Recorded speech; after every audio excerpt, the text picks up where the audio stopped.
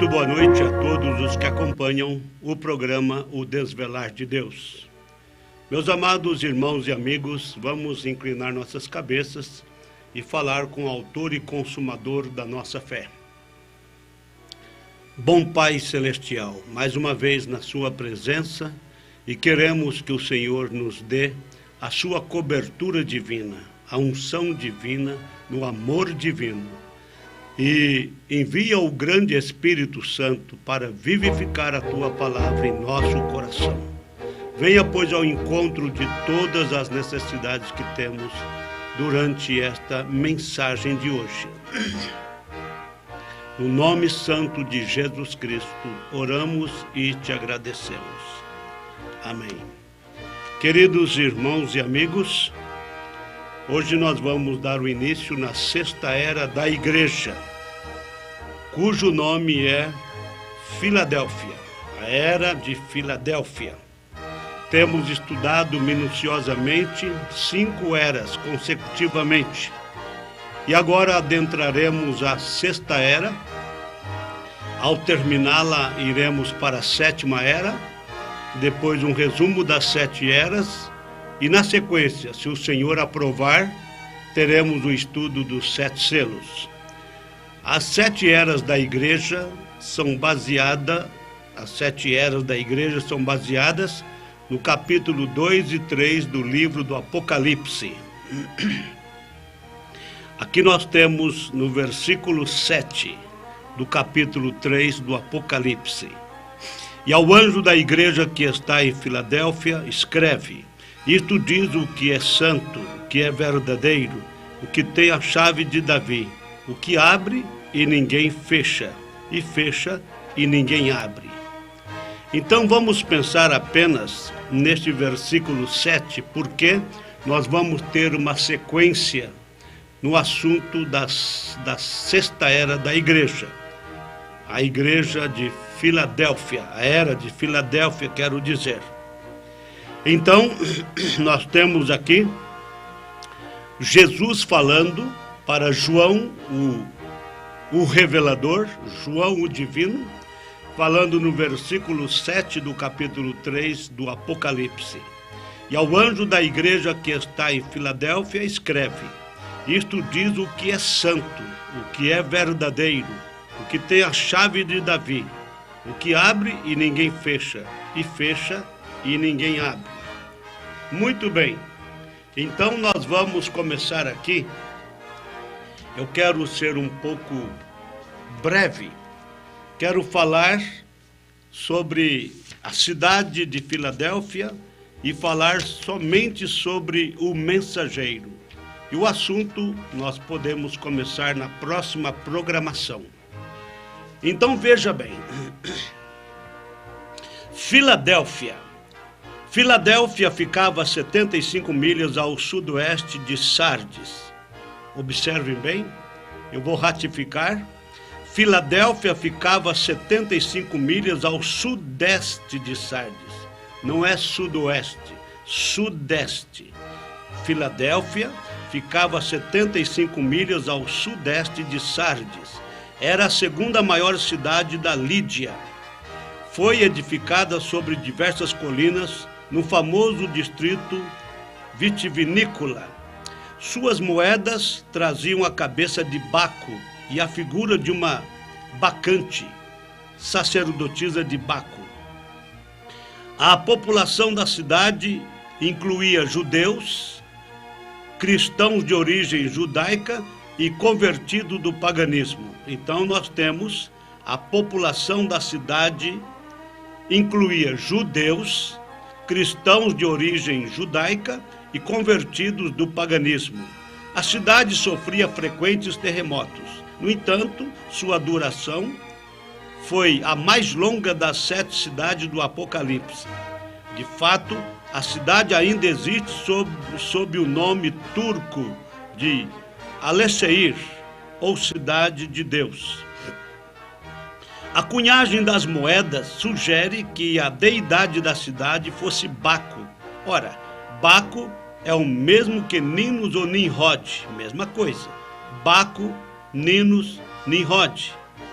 Ele é o lamentado, embora a maioria pense nele em termos de orgia e embriaguez. Que esclarecimento isto traz às nossas mentes?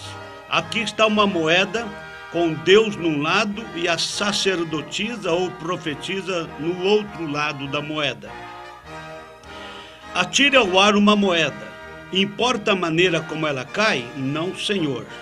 Ainda assim é a mesma moeda.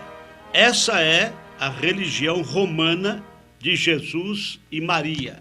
Só muda os nomes. Vamos observar. Porém, não estamos pensando somente em Roma. Não há somente a grande prostituta. Certamente que não. Porque ela, através de suas fornicações, tornou-se mãe. Suas filhas agora são moedas da mesma cunhagem. Ali no lado da moeda, eles redigiram uma adoração a Jesus e no outro lado eles têm sua sacerdotisa ou profetisa também. E ela escreve seus credos e dogmas e princípios e vende-os às pessoas em troca de salvação, insistindo que ela e somente ela tem a verdadeira luz. Vocês sabem que se refere à primeira igreja de Roma, aquela que realmente desviou dos princípios bíblicos e mergulhou no paganismo. Então, aquela religião da Babilônia, nós temos aqui na sexta era da igreja, Baco, é o mesmo Ninos, o mesmo Nimrod, doutrina da Babilônia. E nós temos na cunhagem da moeda ali da cidade de Filadélfia, num lado tem o Baco, deus pagão, no outro lado a sacerdotisa, uma bacante. E agora, no caso aqui, no tempo de Roma, nós temos aí também agora uma moeda da mesma cunhagem. Temos a igreja mãe, o sistema mãe, temos as filhas que são as denominações religiosas, organizações. Num lado da moeda está redigido uma adoração a Jesus e no outro lado eles têm sua sacerdotisa ou profetiza também. E ela escreve seus credos e dogmas e princípios e vende-os às pessoas em troca de salvação, insistindo que ela e somente ela tem a verdadeira luz. Quão extraordinário é o fato de que esta era é caracterizada pela moeda, porque a mãe e as filhas estão todas comprando sua passagem para o céu. Dinheiro e não sangue é o preço de compra. Isto é paganismo. Dinheiro e não espírito é o poder que os move para frente. O Deus deste mundo, Mamon, o Deus deste mundo, riquezas, Mamon, cegou-lhes os olhos. Porém, seus comércios sob o domínio da morte em breve findarão, porque esta era em que o Espírito clama: eis que venho sem demora. Ora, vem sem demora, Senhor Jesus. A era de igreja de Filadélfia durou de 1750 até cerca de 1906.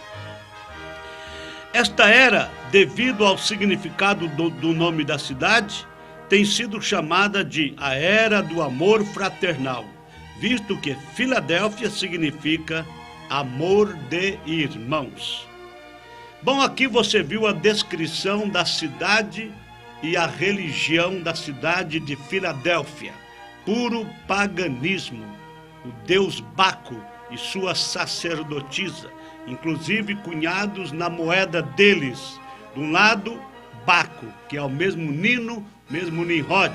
Do outro lado, a sacerdotisa, uma bacante. E nós vemos também que aquilo ali prefigura o que eles estão fazendo hoje. Um lado, eles falam sobre Jesus, redigir uma adoração a Jesus, e no outro lado eles têm sua sacerdotisa. Hoje nós temos aí eles elevando Maria. Essa é a religião a religião romana de Jesus e Maria, sabemos disso. Mas vamos aqui rapidamente falar de uma forma resumida também sobre o mensageiro da Sexta Era. A Sexta Era tem o nome de Filadélfia. O mensageiro desta era foi, sem dúvida, João Wesley. João Wesley nasceu em Epuarte, aos 17 de junho de 1703, e foi um dos 19 filhos nascidos de Samuel e Susana Wesley. Então a família era grande. Ele era um dos 19 filhos do casal Samuel e Susana Wesley. Seu pai foi capelão na Igreja da Inglaterra, porém, é mais do que possível que a conversão religiosa da mente de João foi mais baseada na vida exemplar de sua mãe do que na teologia de seu pai. João foi um brilhante erudito. Vamos analisando aí as características e as qualidades de João Wesley. João foi um brilhante erudito. Foi enquanto ele estava em Oxford que ele e Carlos tornaram-se parte de um grupo que era espiritualmente exercitado em adorar, como base em viver. Observem bem, quando fala de Carlos aqui, é o irmão de João Wesley, Carlos Wesley. Então veja, foi enquanto ele estava em Oxford que ele e Carlos tornaram-se parte de um grupo que era espiritualmente exercitado em adorar, com base em viver experimentalmente a verdade, em lugar de fazer da doutrina o seu padrão. Então, a base deles era viver experimentalmente a verdade, em lugar de fazer da doutrina o seu padrão. Eles redigiram um guia espiritual de obras, tais como dar aos pobres, visitar os enfermos e os presos. Por isto, eles foram chamados de metodistas e de outros títulos irrisórios. Ora, João estava suficientemente imbuído por sua visão da necessidade de religião para os povos do mundo, que foi para a América. Ele foi para a América, Geórgia, como um missionário entre os índios. Você observou? João estava suficientemente imbuído por sua visão da necessidade de religião para os povos do mundo, que ele foi para a América, Geórgia, como missionário entre os índios. A caminho de lá, ele descobriu que muitos dos passageiros do navio eram morávios. Ele foi profundamente impressionado por sua mansidão, paz e coragem em todas as circunstâncias. Seus esforços na Geórgia, apesar das abnegações e trabalho árduo, foram um fracasso. O serviço, o trabalho de João Wesley em Geórgia, na América do Norte. Ele voltou à Inglaterra clamando: eu fui para a América converter os índios, mas, quem me converterá? Ele foi como missionário para converter os índios na América do Norte. Mas na viagem, no navio, ele encontrou um povo morável, homens moráveis. Eles realmente eram pessoas que tinham paz, coragem em todas as circunstâncias. E João Wesley ficou impressionado com a vida daquelas pessoas. E os esforços lá na Geórgia, apesar das abnegações e trabalho árduo que João Wesley fez, foram um fracasso para ele. Aí ele voltou à Inglaterra clamando: eu fui para a América converter os índios, mas quem me converterá? De volta a Londres, ele era da Inglaterra, de volta a Londres, ele novamente encontrou os moráveis, os morávios, um povo, não é?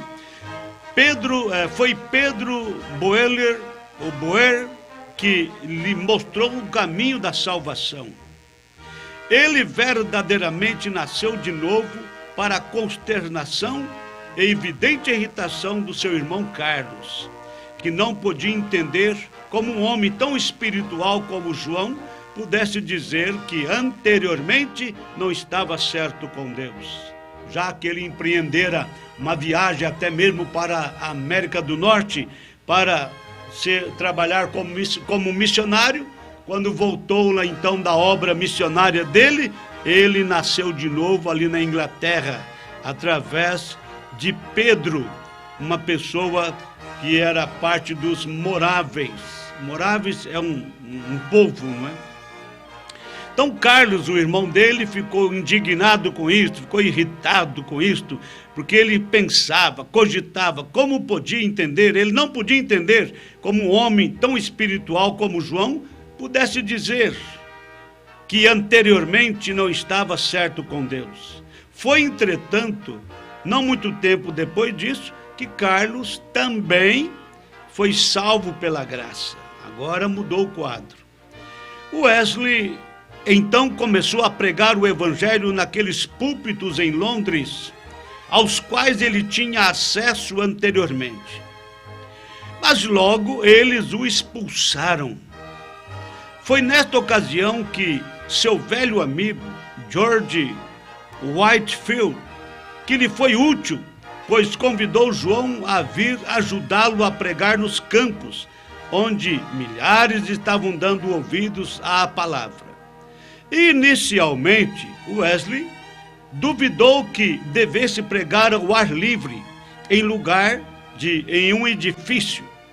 Porém, quando viu as multidões e viu a operação do evangelho no poder do Espírito, ele voltou-se de todo o coração a tal pregação.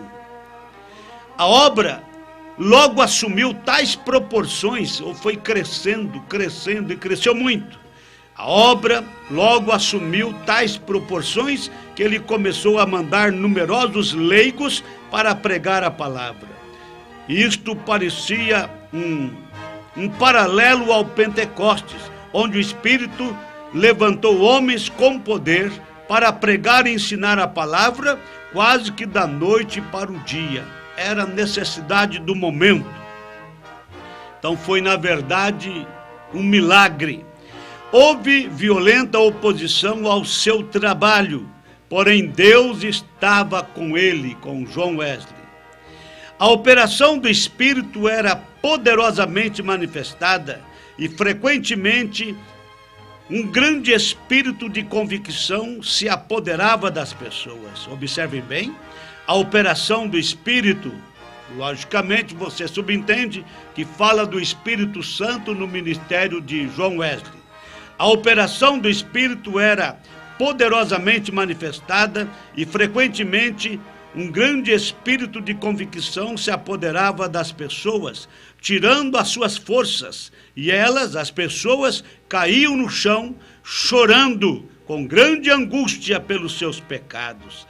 Tal era a unção de Deus naquele ministério. Wesley era um homem extraordinariamente forte, muito forte. Ele conta a respeito de si mesmo que não se lembrava de ter sentido desânimo nem sequer por um quarto de hora desde que nascera. Bastante saudável, não é? Era a graça de Deus sobre ele. Ele não dormia mais do que 6 horas por dia.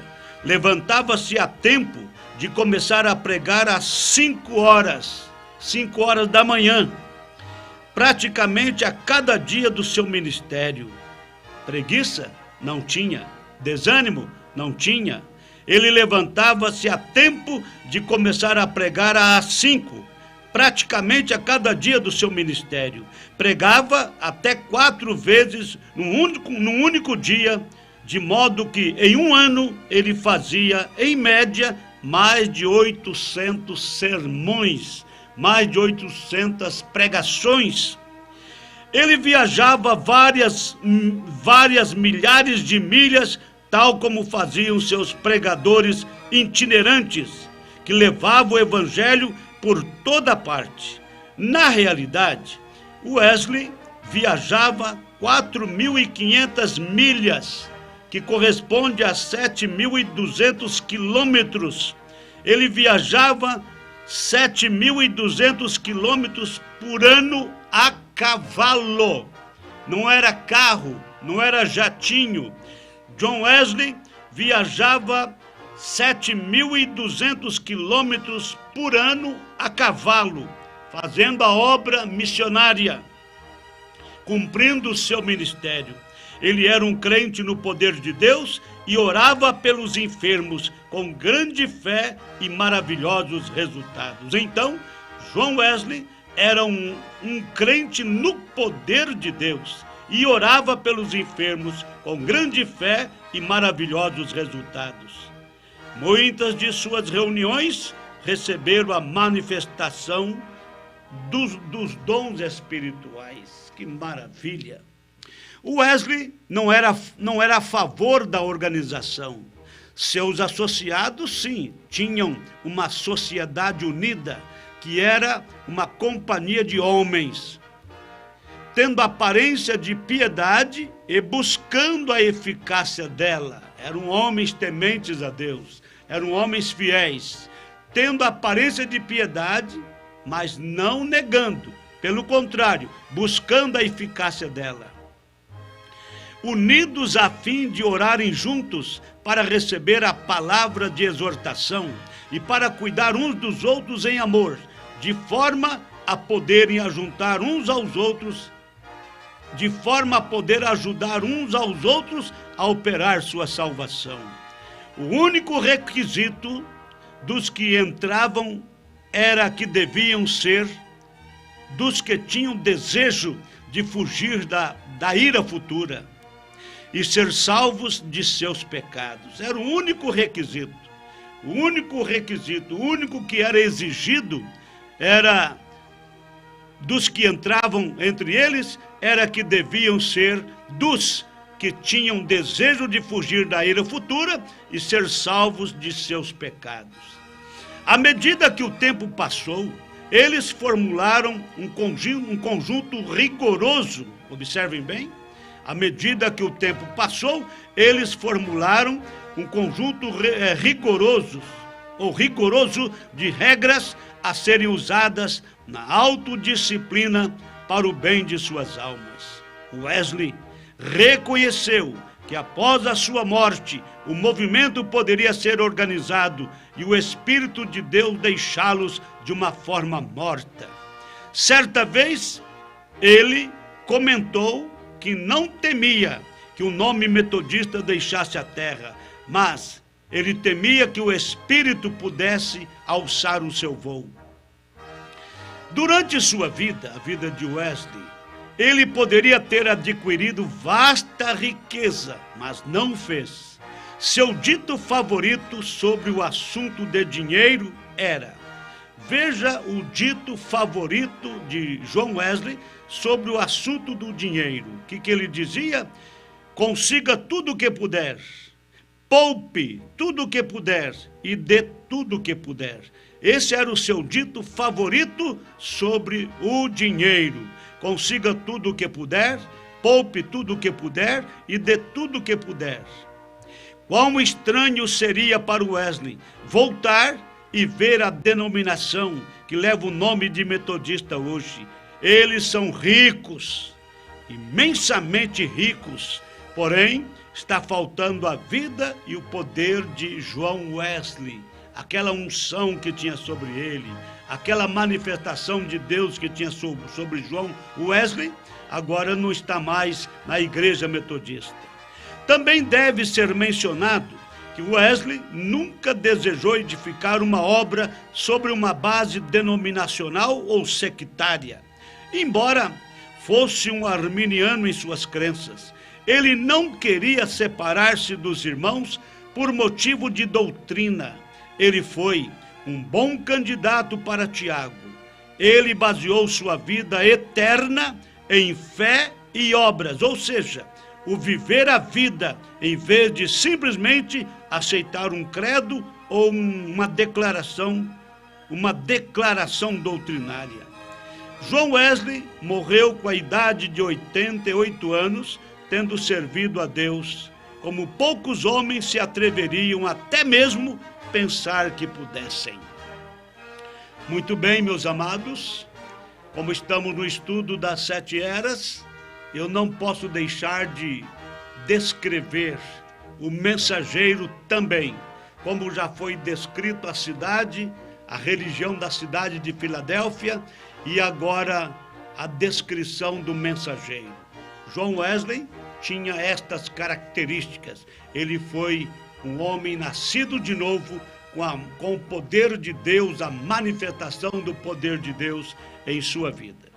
Agora eu quero ver se brevemente eu consigo falar um pouquinho com vocês sobre o versículo 7 do capítulo 3, onde diz: e ao anjo da igreja que está em Filadélfia escreve: isto diz o que é santo, o que é verdadeiro, o que tem a chave de Davi, o que abre e ninguém fecha, e fecha e ninguém abre.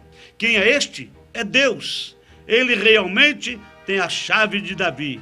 Jesus Cristo tem a chave de Davi. Ele é o que abre e ninguém fecha, fecha e ninguém abre. Oh, quão belas são estas palavras! Quão majestoso é até mesmo o som delas, das palavras! Quão emocionante pensar que todos esses atributos podem ser aplicados a uma única pessoa.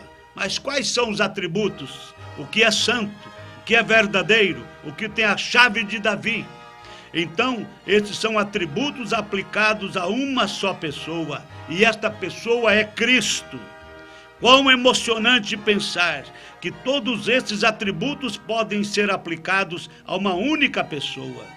Quem ousaria dizer tais coisas a respeito de si mesmo, senão Jesus Cristo, o Senhor da glória? Eu creio que a chave para interpretar exatamente o que cada uma delas,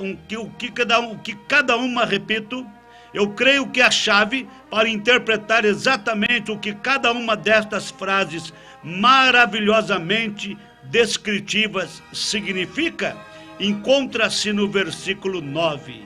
Eis que eu farei aos da sinagoga de Satanás, aos que se dizem judeus e não o são, mas mentem, eis que eu farei que venham e adorem prostrados a teus pés, e saibam que eu te amo. Eu digo que este versículo é a chave, porque trata com os judeus que sempre chamaram-se de filhos de Deus, com exclusão de todos os demais. Eles crucificaram e mataram o Senhor Jesus Cristo. Sua obra terrível trouxe seu próprio sangue sobre suas próprias cabeças por séculos. Tudo porque rejeitaram Jesus como seu Messias. Então aqueles judeus diziam que eram judeus, mas não eram.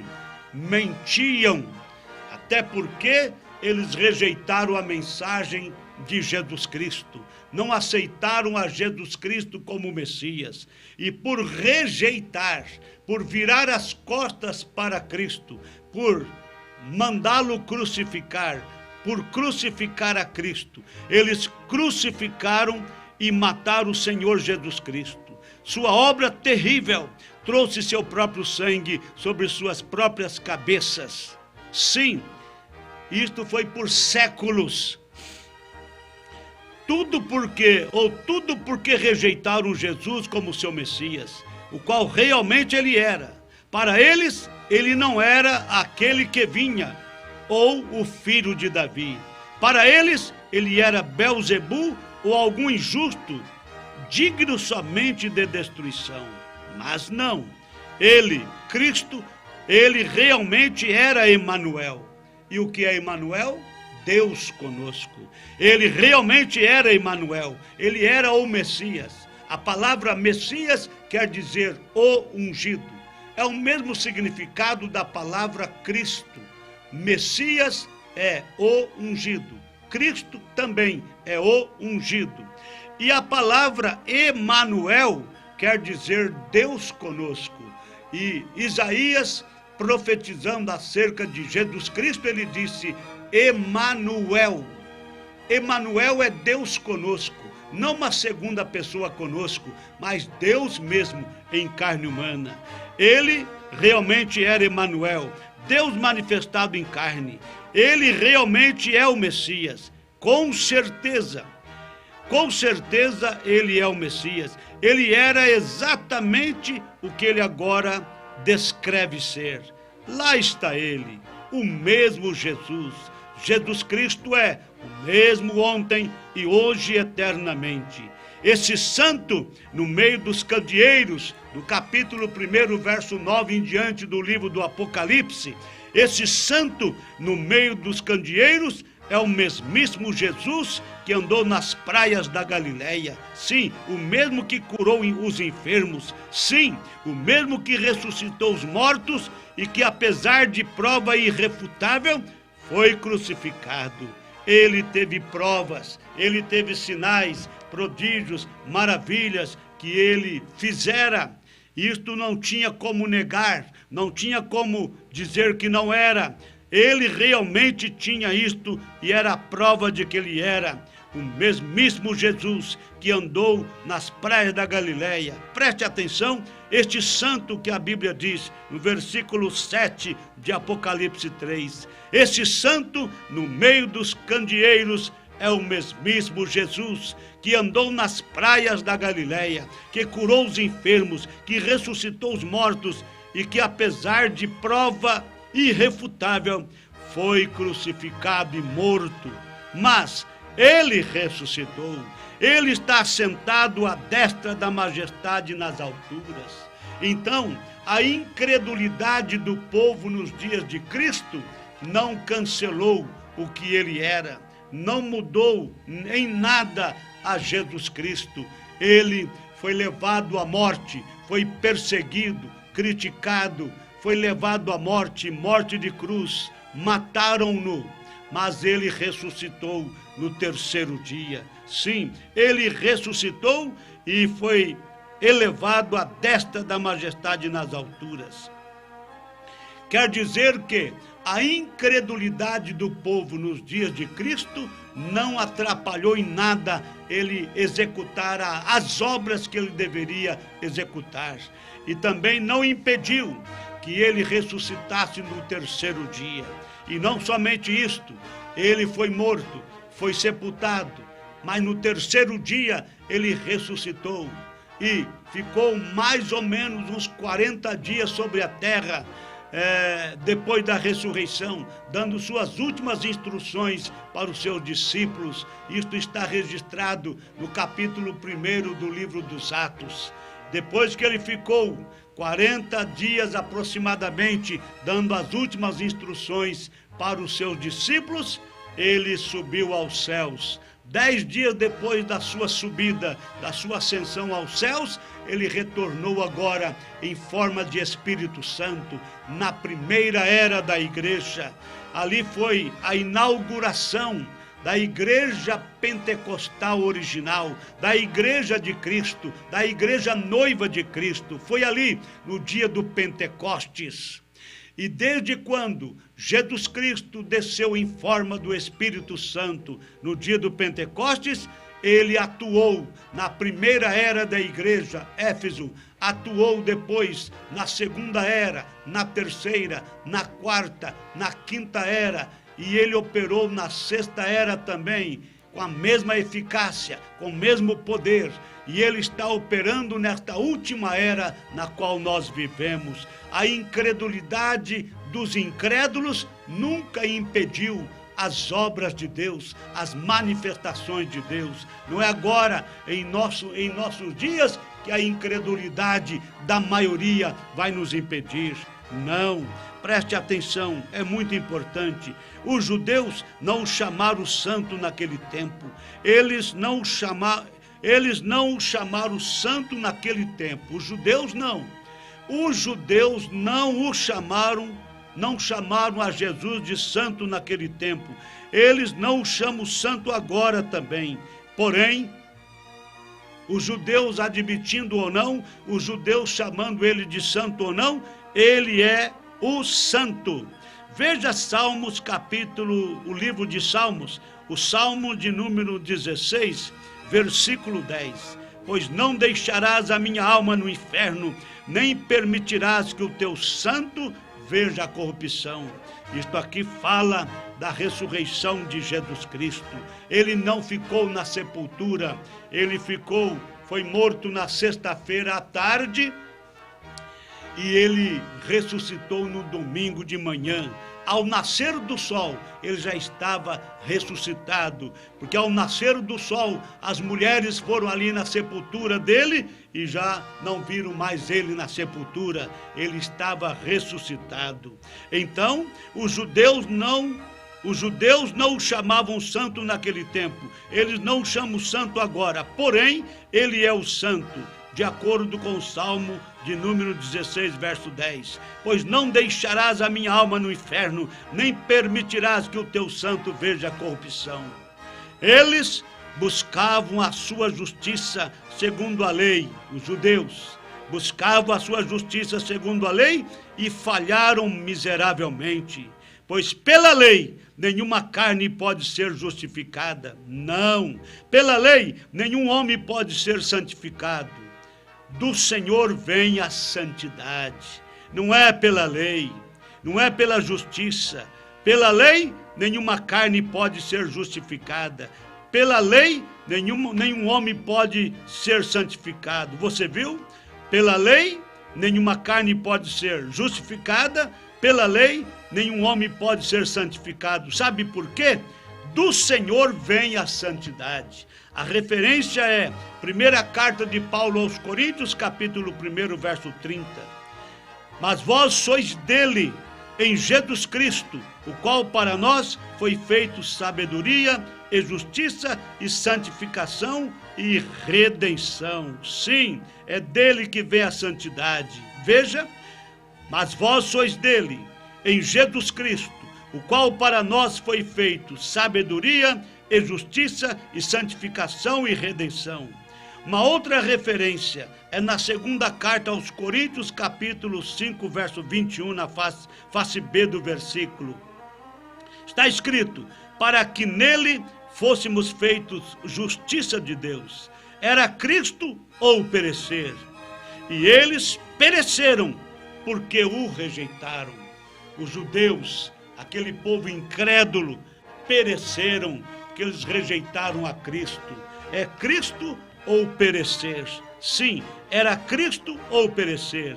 E eles não aceitaram a Cristo, por isto pereceram, porque o rejeitaram.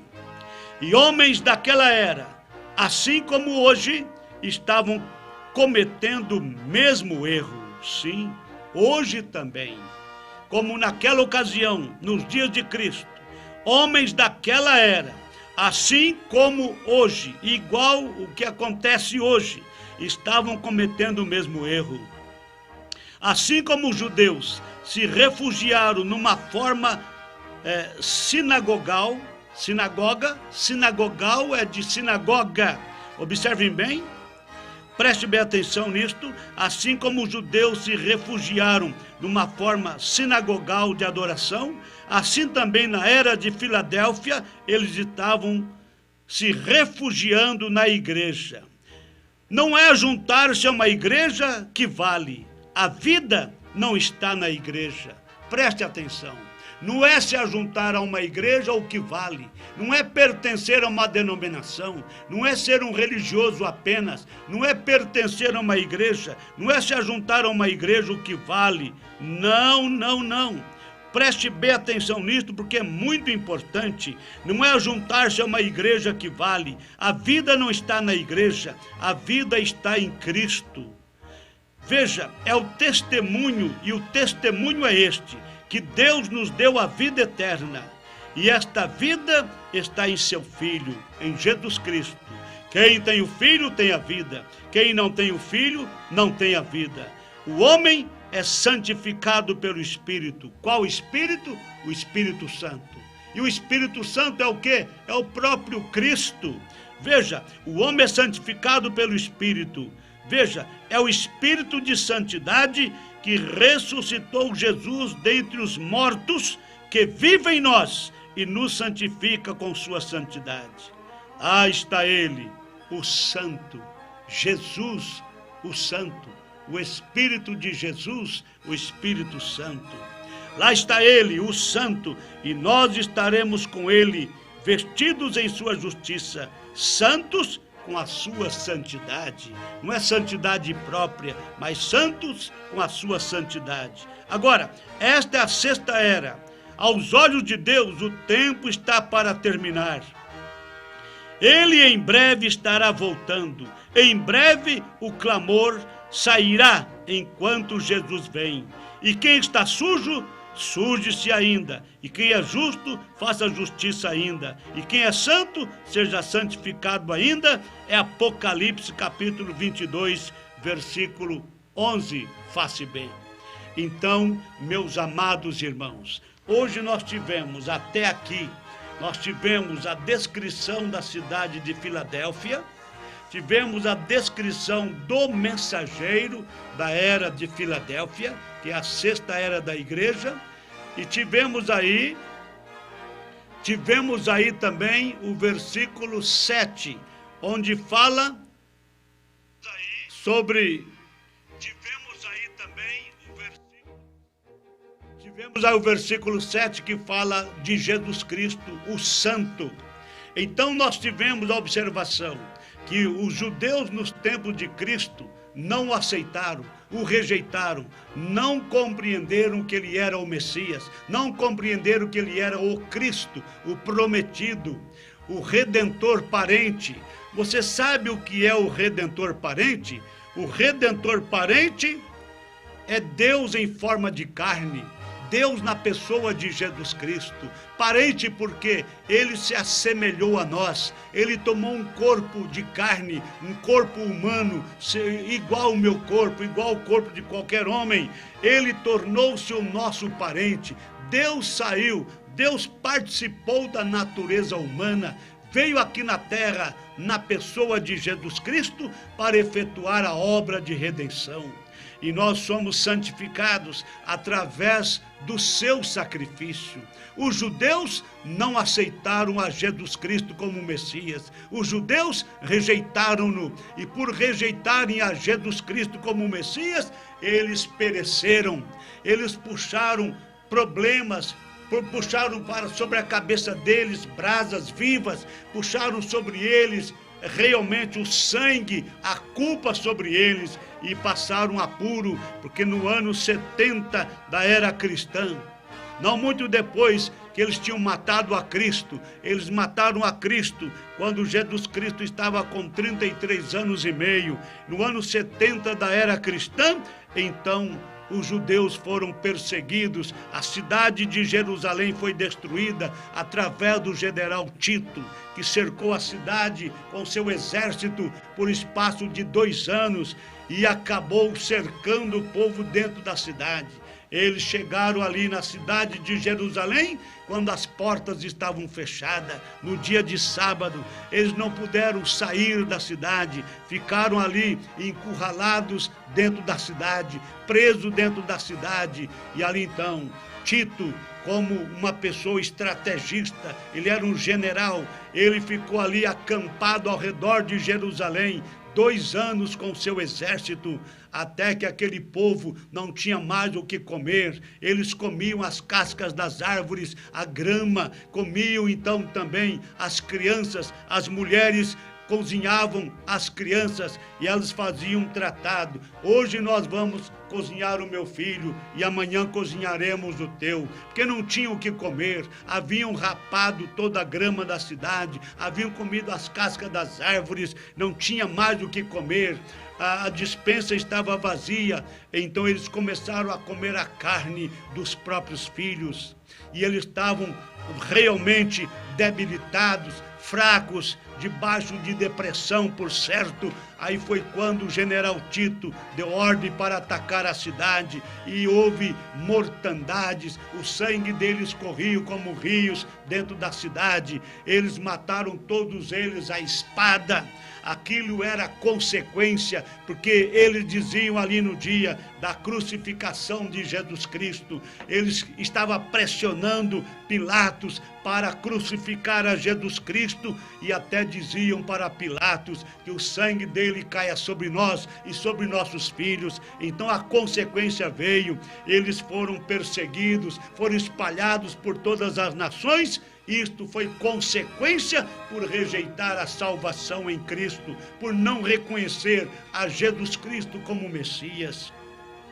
E hoje não passa, não muda nada, é a mesma coisa se você rejeitar a Jesus Cristo como Messias, como Salvador. É a mesma coisa que você está fazendo, que os judeus fizeram e tiveram terríveis consequências por causa disto. Mas veja, para os judeus nunca chamaram Jesus de santo, nunca chamaram naquele tempo e não chamam hoje, mas ele é o santo, ele realmente nos santifica também. E lembrando de uma coisa, Jesus Cristo é o mesmo de ontem, hoje, eternamente. Ele era o Emanuel, que traduzido quer dizer Deus conosco. Mas os judeus rejeitaram-no completamente. Não aceitaram ele como Messias, não aceitaram ele como enviado de Deus, e eles realmente pereceram ao rejeitar a Jesus Cristo. Espero que você não cometa o mesmo erro. E na próxima programação, nós vamos dar continuidade sobre o assunto da segunda era, da sexta era, repito, a sexta era da igreja, e nós vamos terminá-la e vamos dar sequência na sétima era, depois, querendo Deus, os 7 selos. Agora, terminando, eu quero lembrar aqui das pessoas que notificaram. A irmã Joana escreveu boa noite com Jesus. A irmã Joana, a irmã Ana, a irmã Silvana, Sorocaba, São Paulo. Deus vos abençoe, irmãs. Também o Miqueias Cândido Ribeiro. O Senhor Jesus Cristo continue abençoando. E a você também. O irmão Jorge Claro, ele escreveu boa noite com o Senhor Jesus Cristo. Irmão Jorge e irmã Ildete, da Barra da Estiva. E também irmão Daniel Oliveira. Que Deus continue abençoando a todos aqueles que participaram e aqueles que ainda participarão. Que o amor de Deus e a comunhão do Espírito Santo e aquela paz que excede todo o entendimento sejam com todos vocês, hoje e sempre, em nome do Senhor Jesus Cristo. Amém.